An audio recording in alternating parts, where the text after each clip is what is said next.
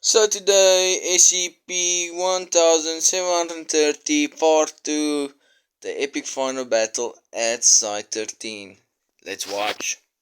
It's the mission of the century, a daring rescue into the depths of one of the most dangerous locations in the multiverse, Site-13, otherwise known as SCP-1730. When the impossible Site-13 was first discovered, multiple mobile task forces were sent to plumb its depths, and none returned. They were greeted to a labyrinthine nightmare, littered with deadly cognitohazards, escaped SCPs, and mysterious, murderous leeches. Some were trapped along with the civilians they were sent to rescue. Others were killed or changed in unimaginable ways. Mobile Task Force Apollo 3, also known as the Game Wardens, had been sent in on a rescue mission when they encountered a horrifying sight: the captured broadcast of Bobble the Clown, a dangerous SCP known for corrupting and destroying children through its deadly messages. But this Bobble was different. Much like everything from Site-13, this Bobble came from an entirely different dimension, and he had terrifying information to relay. In the universe where Site-13 originated, the site's psychopathic director, one Elliot Emerson, had struck a deal with the Global Occult Coalition, a controversial government group who intends to protect humanity by killing anomalies rather than containing them.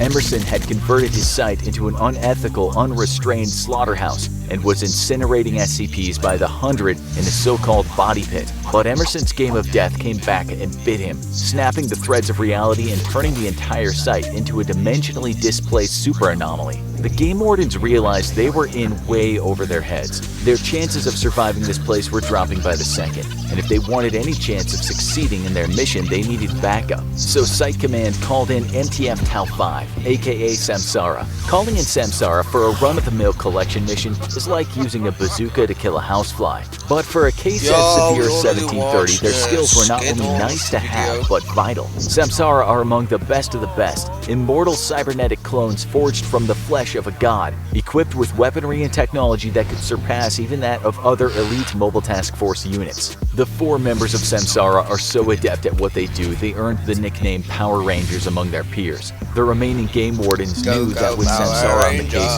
they may actually survive this thing after all, and they just needed to hold out. Samsara arrived on site not long after, packing some serious technological heat, including arm-mounted incendiary cannons, shock-absorbing leg extensions, heat-resistant plating, and built-in scramble adaptations within their eyes to ward off the deadly cognitohazards. Everyone involved was in for the fight of their lives. The 4 Samsara agents, Irantu, Nanku, Munru, and Onru, entered via a drainage gate in one of the office buildings above ground and began their descent inside. After observing numerous charred bodies, they deduced that there must have been a massive incinerator somewhere on site. Emerson's incinerator. Theorizing that this was connected to the body pit they kept hearing about, they descended further, feeling the temperature rise as they did so. Due to the anomalous nature of 1730, nothing inside made any kind of logical sense. Caused by a reality-warping machine known as Thresher, the internal geography of Site-13 was subject to constant shifts. The team then split up to cover more ground. Munro and Nanku continued to follow the pipes and the heat toward the furnace, while Irantu and Onru broke away to explore what lay beyond a weak wall. After busting through the wall, Irantu and Onru explored several empty office blocks before finding their way into a control room with a glass observation deck. While the window was obscured by garbage and human corpses, signage indicated that the incinerator and the body pit were directly below them. The team once again reconvened and managed to activate the incinerator, which shredded the mass stuck inside with several large turbines before burning the resulting slurry, the same process that had happened to so many anomalies under Emerson's watch. With the path cleared, Samsara decided to descend via the incinerator, using the drainage pipe as a kind of makeshift tunnel. Eventually, they happened upon the leeches, large, black, and hungry. These creatures seemed to infest 1730 by the thousand. Anywhere that blood or drainage runoff could be found, the leeches could be found too. They didn't appear to have any connection to an anomaly previously secured and contained by the Foundation. They squeezed and wriggled through the cracks in the walls, searching for fresh blood. Onru detected that the leeches all moved with a kind of collective purpose, suggesting a telepathic hive mind. Onru was able to tap into this hive mind using her cybernetic enhancements and map the chaotic geography of 1730 through the leech colony's collective knowledge. With this new advantage, they could add a second goal to this rescue mission: find the Thresher device causing all the instability and potentially reduce power to it if possible. But they were on the clock to save the other survivors, as those leeches were sure to get hungry for warm blood soon. They followed the leeches down the most direct path toward the survivors. On the way, they encountered a horrifying creature, the many-limbed humanoid nightmare that functions as Emerson's eternal punishment, his charred body tied screaming and alive to the platform where the monster's head should be. They managed to make it past the monster before finally rendezvousing with Captain Hollis of Mobile Task Force Zeta 9, otherwise known as the Mole Rats, as well as the game wardens and the other survivors. There were 27 surviving members of Site-13 staff, many of which had severe injuries, making it even harder to transport them back to safety through the hazardous terrain. And to make matters worse, the leeches were back. The team quickly decided that the best route out of here was directly past the Thresher, where they could reduce power to the machine for just long enough to create a stable path of escape. Nanku opened fire on a horde of approaching leeches with a flamethrower, and everyone began running for their lives. It was a final make-or-break dash to safety. However, their advance was soon stopped by a strange robed creature drawing a cognitohazardous meme on the wall with its claws. When the team attempted to engage, it attacked, exposing additional deadly memes and the dangerous effects of its single white eye. And we're not talking about internet memes here. These are symbols and information that are often deadly to even bear witness to, and for you or I, this would be a real threat, but not to a team equipped with goggles containing cognitohazard filter technology. The battle was cut short when the floor collapsed underneath them and the creature was devoured by something even larger and more monstrous, a gigantic black leech covered in huge red eyes. Its entrance caused thousands of leeches to spill out into the hall as the monster screeched and slithered its tentacles after them. Allow us to introduce you to Elijah, also known as the Leech Boy, and a pivotal component of the very existence of SCP-1730. He was a boy with the mind of a toddler, but he had the strange ability to absorb blood through people's skin, hence his nickname Leech Boy. One of the doctors in Site-13, Dr. Hadley, took pity on Elijah. After all, he didn't choose to be the way he was. Director Emerson didn't share Hadley's sympathy. His orders to exterminate all anomalies included humanoids like Elijah. When Hadley protested, Emerson had her beaten within an inch of her life while other dissenters were shot. Dr. Hadley, disgusted by the inhumanity of her superiors, devised the perfect revenge. She sabotaged the incinerator and the body pit, allowing a mass containment breach that flooded the site with deadly anomalies. Young Elijah ended up consuming the slurry of the other shredded anomalies, causing him to mutate into a powerful monster, a behemoth of a leech who gave birth to and controlled all the others. It was Hadley's revenge that caused Emerson to panic and activate Thresher, leading to a rift in reality and the creation of 1730, and by extension, all the problems faced by our heroes today. Samsara and the others fled Leech Boy and began taking a different escape route. However, while en route, they encountered the dreaded crystal butterflies, a dangerous SCP capable of destroying organic matter with a mere touch. Iratu stepped up to bat, roasting the creatures with his arm-mounted incinerator and taking extreme damage to his body in the process, but they didn't have time to rest. With the butterflies disposed of, they kept moving, heading toward the Thresher,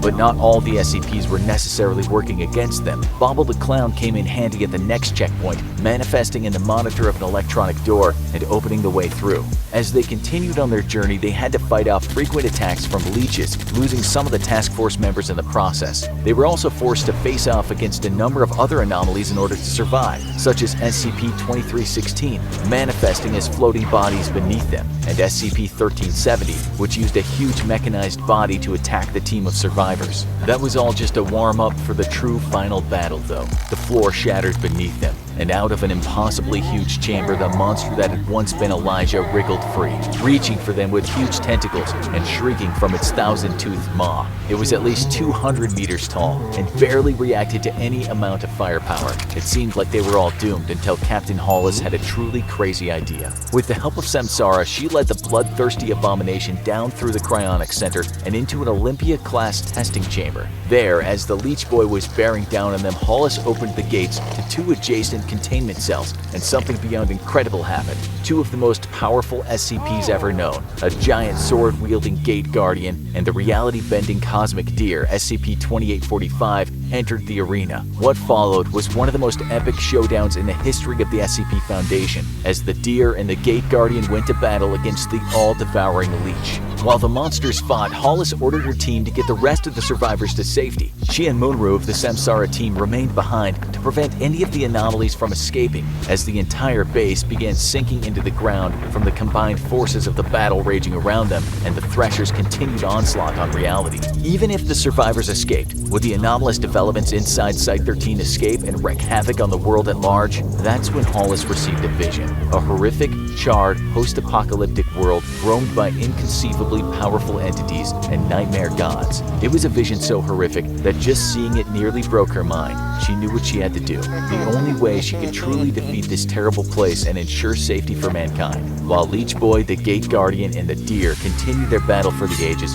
Hollis ran to Thresher and forced the machine into overdrive. Up above, the remaining members of Samsara, the Mole Rats, and the Game Wardens escorted the survivors to safety.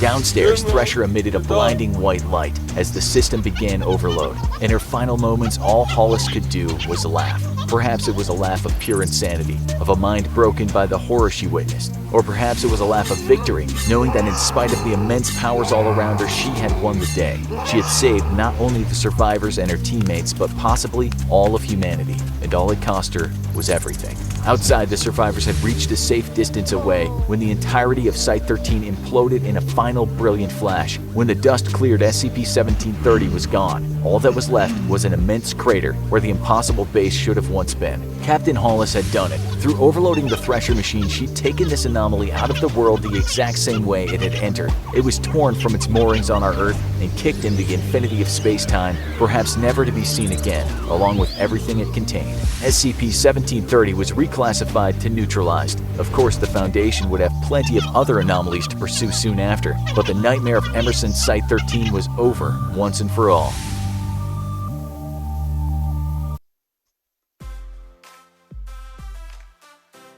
So it was not actually that epic,